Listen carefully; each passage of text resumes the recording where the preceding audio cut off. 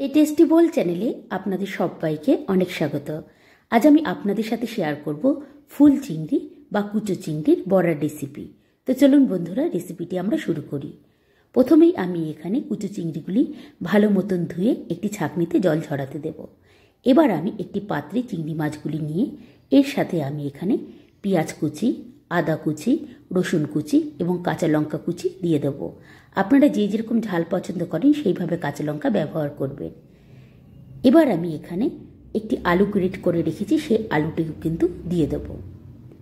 এবার আমি এর মধ্যে চালের গুঁড়ো, হলুদের গুঁড়ো এবং পরিমাণ অনুযায়ী লবণ আমি এখানে দিয়ে দেব। এর সাথে এখানে আমি অল্প পরিমাণে কালো জিরেও দিয়ে দেব।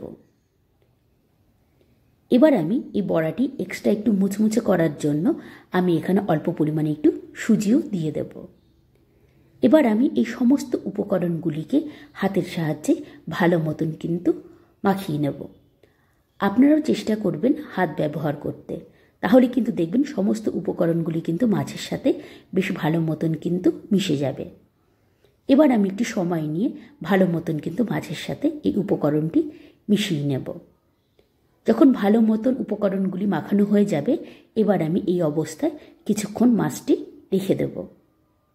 এবার আমি এই বড়াটি ভাজার জন্য আমি কড়াইতে সর্ষের তেল বসিয়ে দেব।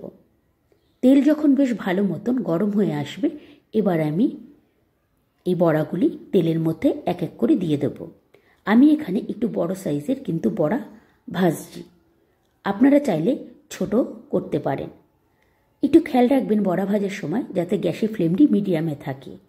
গ্যাসের ফ্লেম যদি হাইতে থাকে, তেল যদি অতিরিক্ত গরম হয়ে যায়, তাহলে কিন্তু বড়া বাইরের থেকে লাল হয়ে যাবে, কিন্তু ভেতরে কিন্তু কাঁচাই থেকে যাবে। এই কারণে আপনারা কিন্তু একটু গ্যাসের ফ্লেমটি মিডিয়ামে রেখে বড়াটি ভাজবেন। সমস্ত বড়াগুলি তেলের মধ্যে দিয়ে এবার আমি এক পাশ ভালো মতন হতে দেব। যখন বড়াগুলি বেশ ভালো মতন এক পাশ এরকম লাল হয়ে যাবে, এবার আমি উল্টে অন্য পাশ ভাজতে থাকব। বড়াগুলিকে কিন্তু বেশ ভালো মতন দুপাশ লাল করে ভেজে নিতে হবে, যাতে ভেতরে কাঁচা না থাকে। বড়াগুলি যখন দুপাশ বেশ ভালো মতন লাল করে ভাজা হয়ে যাবে, এবার আমি বড়াগুলিকে তেল থেকে তুলে নেব।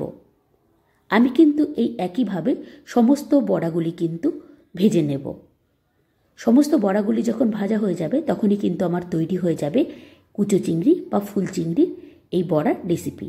আপনারা ঠিক এইভাবেই একবার বাড়িতে বানিয়ে দেখুন, দেখবেন খেতে যেরকম টেস্টি হবে আর কিন্তু খুব মুচমুচে হবে।